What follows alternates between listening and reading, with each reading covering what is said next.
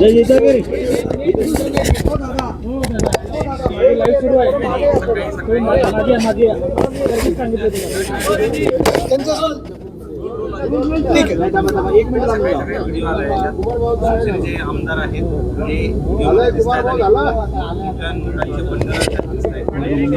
जे तुम्ही ज्याचा उल्लेख करत आहेत ते शिवसेनेचे नाही तर गद्दार टोळीचे आमदार आहेत.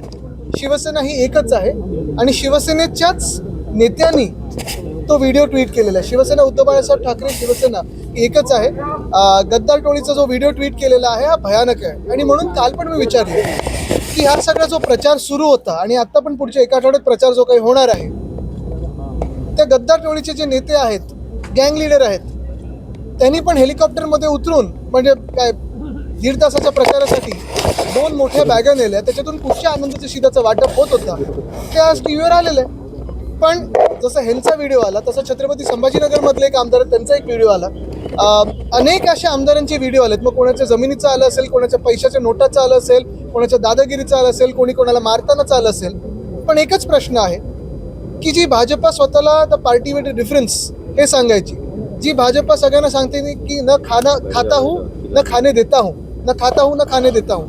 मग हे सगळे जे आजूबाजूला घेऊन फिरतात तुम्ही सत्ताधारी म्हणून बसवलेले आहेत, अधिकाऱ्यांच्या डोक्यावर बसवलेले आहेत, जनतेच्या डोक्यावर बसवलेले आहेत, हे कुठच्या धोरणात येतात नक्की की तुम्ही ह्यांचं संरक्षण करता?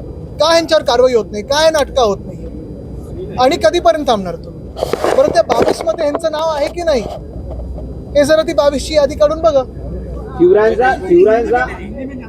एक मराठी संपून घेऊ मग. म्हणजे मराठी पूर्ण करू, संपून नाही पूर्ण एक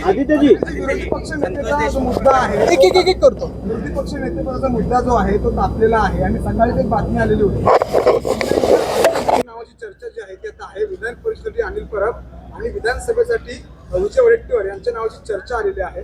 कसं बघा तुम्ही याकडे? अरे तापलेलं म्हणजे तुम्हीच तापवताय सकाळपासून. काल पण तुम्हीच तापवलं होता. काल दुसरी 2 नावं होती, आज ही 2 नावं आहेत, उद्या दुसरी 2 नावं येतील. आम्ही जे दिलेलं नाव आहे ते एक आहे, ते स्पष्ट आहे, ते कुठेही बदल झालेला नाही आहे. बरं दुसरी गोष्ट म्हणजे आता 4थं अधिवेशन आहे. जर अध्यक्ष महोदयांना वाटत असेल असं की अधिवेशन चालू शकतो आपण लोकशाहीचं, जिथे विरोधी पक्षाची नेत्याची गरजच नाहीये, हे त्यांनी जगाला सांगावं. मग त्यांनी पुस्तक लिहावं आणि सांगावं की का गरज नाहीये. आणि एवढी भीती सरकारच्या मनात का आहे की विधान परिषदेत असेल किंवा विधानसभेत असेल विरोधी पक्ष नेता नसावाच, एवढं बहुमत असून देखील एवढी भीती काय आहे त्यांच्या मनात?